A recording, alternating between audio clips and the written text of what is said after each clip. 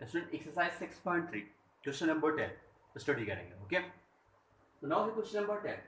इसमें कितने इनक्वलिटीज दी गई? 4। First 3x plus 4y less than equal 60, x plus 3y less than 30 and x is greater than equal 0, y is greater than equal 0। इसके previous video में हम first question study कर चुके हैं, ठीक।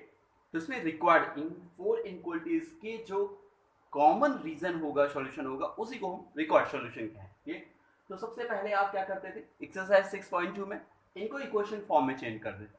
तो यहाँ थर्ड और फोर्थ को चेंज करने की जरूरत नहीं है, because here x is greater than equal 0 and y is greater than equal 0।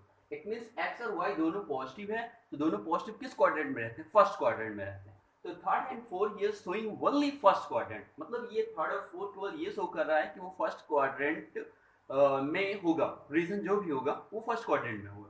तो फर्स्ट और सेकंड को सॉल्व कर रहे हैं। तो स्टेप फर्स्ट यानी हम क्या करते थे, चेंज इन इक्वेशन। तो यहाँ स्टेप से कोई मतलब नहीं है, तो हमने क्या लिख दिया, दिस। क्लियर?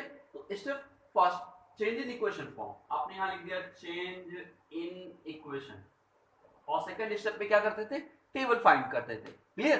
तो यहाँ टेबल उसके साथ ही आप डायरेक्टली फाइंड कर लीजिए। तो मैंने क्या लिख दिया, 3x plus 4y 60, table find कर लिया। और टेबल कैसे फाइंड किया, आपको ये बताया है कि कंपलसरी जो पॉइंट्स होते हैं वो x और y एक्सिस को जो इंटरसेक्ट पॉइंट होता है वो फाइंड करना कंपलसरी होता है। तो मैंने क्या किया, x equal to 0, it means y axis को जहां इंटरसेप्ट करेगा x की वैल्यू क्या होगी, 0 होगी।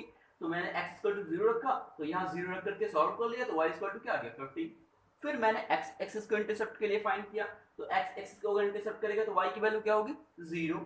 तो y की वैल्यू जब 0 होगी, यहाँ वैल्यू पुट कर दो y equal 0, then x equal to 20। Clear? ऐसे ही सेकंड वाले इनक्वलिटीज को मैंने सॉल्व कर लिया। एक बार x इक्वल टू 0 पुट किया तो y equal to 10 and again y equal to 0, then x equal to 30। अब इस पॉइंट को 0,15 को मैंने a मान लिया, 20,0 को b मान लिया, 0,10 को c एंड 30,0 एंड d। अब हम क्या करते थे, वहां तो बहुत सारे स्टेप होते हैं, स्टेप 2 स्टेप एक ही में मैंने लिख दिया। क्लियर? तो आप कर सकते हैं, यहाँ स्टेप की जरूरत नहीं, बस आपको समझने के लिए मैंने लिखा। तो now step third, dry graph. आप एक ग्राफ बनाते हैं। ठीक, तो आइए स्टूडेंट हम सबसे पहले ग्राफ बनाते हैं। तो ग्राफ के लिए आपको क्या करना होगा, right here x axis and here y axis. Clear?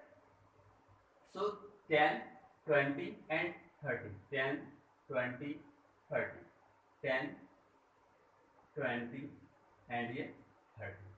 First A point is 0,15. 0,15. It means this y axis 0,15. It means this point. This is here A. Clear? And 20,0. It means 20,0. This is here B. So line this. Clear? This is first line. It means line here 3x plus 4y is equal to here 60. Now second 0,10. So 0,10 it means this 0,10. This is C and 30,0 it means here D. Here, so this line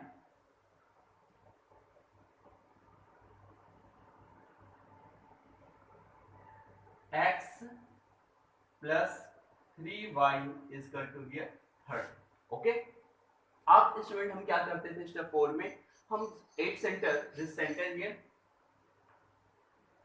it means 0,0। तो 0,0 centre को हम adjust कराते थे इस inequalities के लिए। तो third और फोर्थ के लिए जरूरत नहीं, तो फर्स्ट और सेकंड के लिए करते हैं। तो मैंने क्या किया, 8 0,0। क्लियर? 8 0,0। तो 8 0,0 के लिए पहले मैंने फर्स्ट इनक्वलिटीज में पुट किया, तो 3 into 0 0, 4 into 0 0, it means this 0 is less than 60. So 0 is less than also 60. True. And here second 0, it means 0 plus 0 and less than 30. This is also true. Here, so inequalities 1 and 2 is satisfied at center. तो जब centre को satisfied कर रहा है, इसका मतलब क्या, यानी जो लाइनें हैं, जो इनक्वलिटीज हैं, इनको जो सॉल्यूशन रीजन होगा किस तरफ होगा, बिग सेंटर होगा, यानी सेंटर की तरफ होगा। तो ये एक लाइन हुई, ये लाइन दूसरी लाइन, ये अपर हो गया पोर्शन, ये लोअर पोर्शन हो गया। क्लियर? इट मींस ये बिलो पोर्शन कह सकते हो। तो बिलो पोर्शन में जो सॉल्यूशन होगा इन दोनों लाइनों के बिलो में होगा, तो वही मैं लिख दिया, so solution of inequalities 1 and 2 below the line, यानी ये दोनों लाइन के नीचे होगा। अगर सेटिस्फाइड नहीं करता तो क्या हो जाता, अपर हो जाता। तो इन दोनों लाइनों के लिए, इन दोनों इनइक्वालिटीज के लिए मैंने सॉल्यूशन फाइंड कर लिया। तो अगर हम करें, आप पेंसिल से वहां कॉपी में फिर कॉपी में ड्रा करेंगे, ये इसकी जरूरत नहीं, बट आपको समझाने के लिए मैं कर रहा हूँ। ये इक्वल, सो मैं क्या कर रहा हूँ, इस लाइन को टच कर रहा हूँ। अगर इक्वल नहीं होता तो हम थोड़ा सा इस लाइन को यहाँ बीच में स्पेस रखते, यानी इस लाइन को टच नहीं करते। क्यों? क्योंकि तो वो सॉल्यूशन में वो लाइन इंक्लूड नहीं किया जाता। क्लियर? और ये दूसरी जो लाइन थी उसके भी बिलो आप ड्रा कर लीजिए, ये this and here this and here this, या पेंसिल से कॉपी में फिर कॉपी में करेंगे, बिकॉज इसे अभी इरेज करना होगा, आपको समझाने के लिए लिखा। अब थर्ड एंड फोर्थ इनइक्वालिटी बची, तो मैंने जैसे आपको बताया कि थर्ड और फोर्थ क्या शो कर रहा है, ओनली फर्स्ट इनइक्वालिटी, तो मैंने लिख दिया since x is greater than 0 and y is greater than 0। इसका मतलब क्या, that is every point in saddle region in the first quadrant. मतलब ये थर्ड और फोर्थ क्या शो कर रहे हैं कि जो भी सॉल्यूशन रीजन होगा वो फर्स्ट क्वाड्रेंट में ही होगा। क्लियर? तो इट मींस हेंस, तो अब हमें ऐसा सॉल्यूशन, ऐसा रीजन फाउंड करना है जो ये फोर इनइक्वालिटीज को सेटिस्फाई करता हो। तो इन दोनों लाइनों के बिलो में, तो इन दोनों की लाइनों की कॉमन पहले पोर्शन देख लेते हैं। तो इन दोनों लाइन के बिलो में कॉमन पोर्शन कौन सा है, तो कॉमन पोर्शन इन दोनों लाइनों के बिलो में कॉमन पोर्शन ये है आपका, ये दिस पोर्शन। और हम आगे क्यों नहीं जाते, जैसे हम ये भी कॉमन पोर्शन है, तो हमें ओनली फर्स्ट क्वाड्रेंट, थर्ड और फोर्थ क्या शो कर रहा है, ओनली फर्स्ट क्वाड्रेंट के लिए देखना है। तो इट मींस इसी क्वाड्रेंट में आपको फाइंड करना है। तो इस क्वाड्रेंट में ये जो पोर्शन हुआ, ये थर्ड और यानी फर्स्ट और सेकंड का क्या हो गया, कॉमन पोर्शन हो गया, और थर्ड और फोर्थ के लिए कॉमन पोर्शन ये फर्स्ट क्वाड्रेंट हो गया। तो इट मींस जो रिक्वायर्ड सॉल्यूशन हुआ वो आपका ये हो गया। क्लियर? आप पेंसिल से जो आपने ये बना रखा था इसको आप इरेज कर सकते हैं या आप रहने दीजिए। इट मींस इसको आप इरेज कर दीजिए या फिर रहने दीजिए। तो इट मींस रिक्वायर्ड सॉल्यूशन जो आपका हुआ, सेंटर हियर O, इस सेंटर को मैंने O मान लिया, दिस इज C, इस पॉइंट को कुछ मैंने मान लिया M, and here this point is B। तो जो रिक्वायर्ड सॉल्यूशन होगा, hence required solution region is O, C, M, B and O। Clear? तो ये आपका रिक्वायर्ड सॉल्यूशन हुआ। ऐसे ही अदर क्वेश्चन आपको सॉल्व करने हैं।